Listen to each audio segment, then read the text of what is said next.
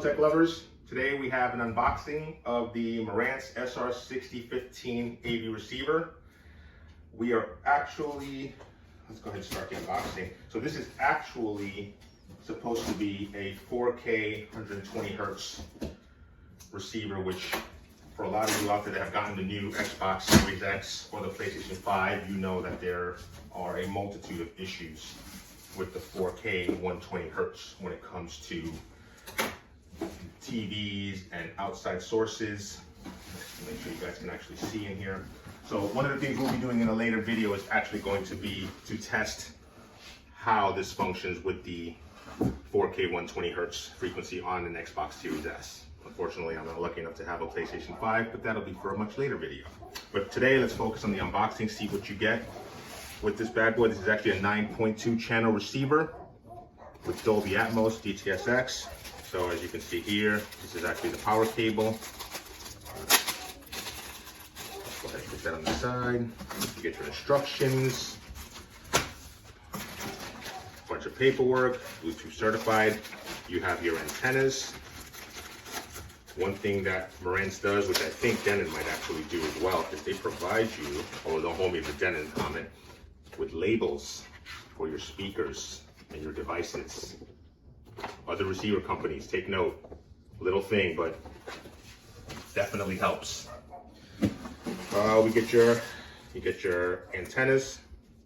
I believe AM and FM antennas to connect to the back if for some reason you listen to radio that way. You have your Wi-Fi antennas that get connected to the back of the receiver. We're probably going to go with hard wire. Warranty information paper. I won't take these out. You guys really don't care too much about that stuff. Your remote, pretty decent looking remote. Take that for now. As you can actually see, a decent amount of buttons. Nothing special. We'll test the remote out. I have a universal remote from Harmony that we usually use with all our devices, but we'll test this out and see. Get your batteries, AAAs. This is your Calibration Stand. So this is actually for the Calibration Microphone. So when you're setting up your receiver and if you have multiple channels and you want to go ahead and calibrate it to the room, you'll actually construct this cardboard stand to calibrate it and put the microphone on top of it. It's very basic, it's just cardboard. So let me just show you guys real quickly. So this is just cardboard pieces cut out in a way that's going to get put together like origami or a paper airplane. And then you'll just use it to build it up. You just put the calibration mic on top when you're actually doing the channel calibration. So put this on the side. And here comes the receiver. Actually, as I was just mentioning, calibration mic. It actually mentions the tripod. If you guys can actually focus on and see that, the wording right here. So this actually just confirms what I was just saying about the actual microphone, the cardboard items that actually the stand goes on top of. So here's the actual mic itself. Actually, you know what, since I have it out, let's go ahead and just take a quick peek at it. For those of you who have had AV receivers before from Denon and Marantz, I believe some Yamaha receivers might actually have this as well. This is your calibration microphone.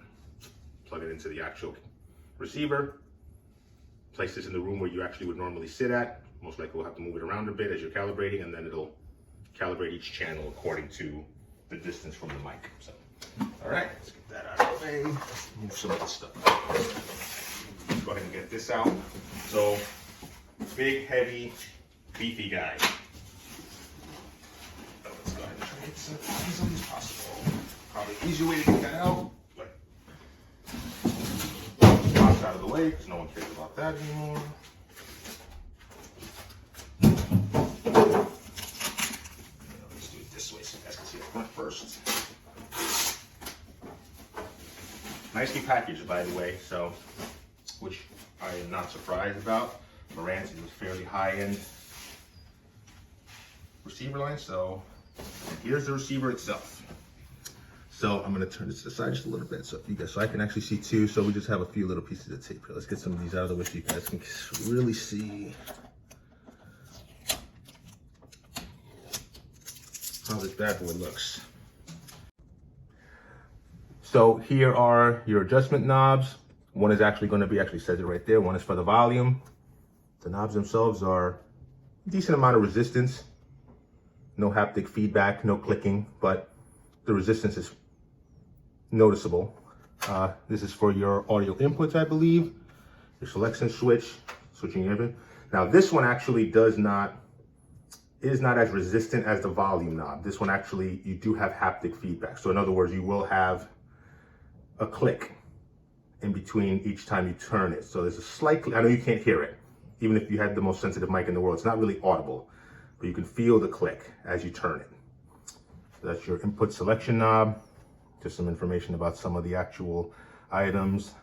The HEOS, this is Amazon Alexa compatible, so you will be able to hook it up directly to the internet and actually connect to Amazon Alexa. Here's your circular display, very specific to Marantz. You have your Spotify, I believe Google Assistant is also. So as I was mentioning before, here is your circular display, unique to Marantz. So where it'll give you just basic information. Your power button, some more information here. I can't really see, probably just more audio, different formats, sound formats. This is going to be your additional display.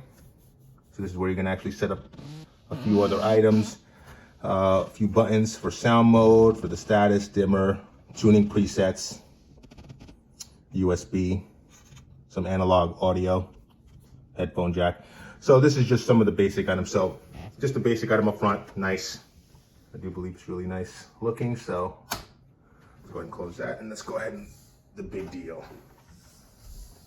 So this is the part that a lot of people are interested in. So as I mentioned before, this is a 9.2 channel receiver. So you have all your main channels here along with your surround backs. And then you have your height channels. So you have two sets of height channels, so you can actually set up. And here are your height channels. So this receiver, unlike a lot of other Dolby Atmos receivers, actually has dedicated height channels, which are assignable. I believe on the bottom, it actually should say that they are assignable. I don't know if you guys can really see that small print on the bottom here for both height channels.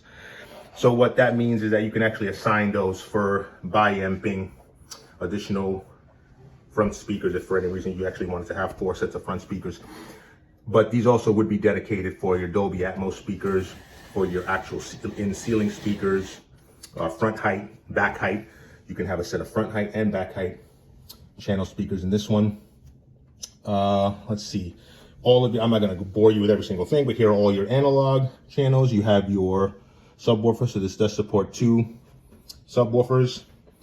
Your antennas, you can actually do an exterior amp on this one if you want to actually have additional channels plus additional zones.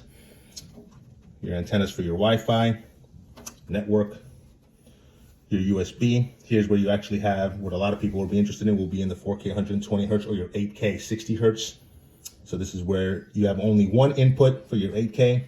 So if you have an Xbox, their Series X or PlayStation 5, that's where you'll plug that one in.